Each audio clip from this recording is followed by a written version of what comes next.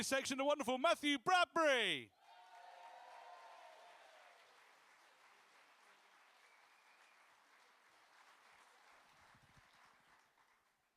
Any other public sector workers here tonight? I don't know about you, but I put a request for us to have 2 weeks of sun about 6 months ago. Looks like it's finally been approved. Must have been that change in leadership. Thankfully, though, we have the NHS, and without them, I wouldn't have been diagnosed with my thyroid condition. And since then, I've been trying to get back into shape. But I'm on so many pills just to leave the house in the morning. I have to take Holland and then Barrett in the evening. And when you see me running, you'll probably hear me first and then wonder where my maracas are.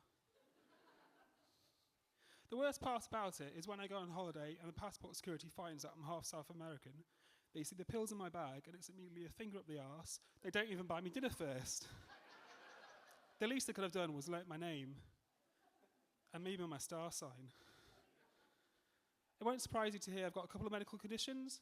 The next one required me to have a few surgeries on my testicles.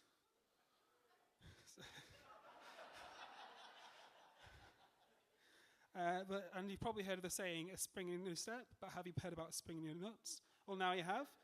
And I can imagine half the audience is crossing their legs in pain at the thought of it. But if blood overflows both ways through your nuts, causing you so much pain that you can't walk without enough pain meds that could knock out a horse or a Tory MP, you'll be thankful for them. So it was actually an embarrassing couple of years dealing with the pain. I rode in an ambulance due to it, had half the NHS look at my bollocks, even got an ultrasound. Thankfully, they were twins. When I was under the knife and still conscious, getting springs on my bollocks, the nurse came up to me and said, "It's now up to 15. I got excited, then realised she didn't mean inches. I said, "Well, I'll sit down there, love. Can you add a few extra?" Turns out they replaced it with a slinky. It's been fairly fun saying I'm a cyborg. Comes in handy in dating. As I was in bed with my ex, and she was worried that the bed springs were making so much noise that they would wake up her roommate. She forgot her mattress was memory foam.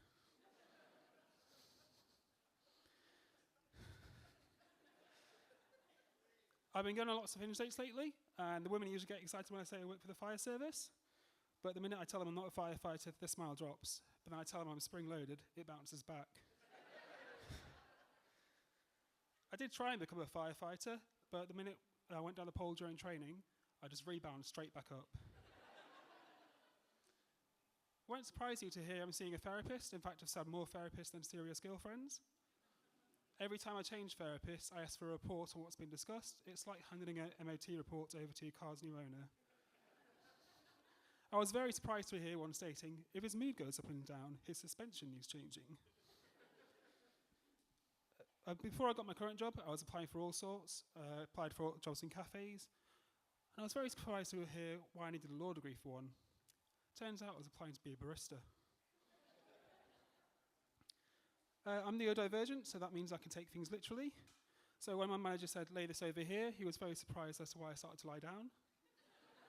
Turns out I was taking things laterally.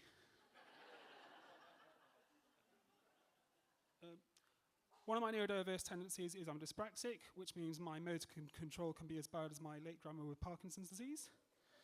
And before I got my current job, I was trying to become a brain surgeon. But halfway through the operation, I was suddenly carrying out an autopsy. Being neurodivergent means I can have brain fog and means I end up repeating things. Being neurodivergent means I have brain fog and I can end up repeating things. Being neurodivergent means I have brain fog and I can end up repeating things. I've been trying to get in shape since the thyroid condition. You've been great. Thanks, all.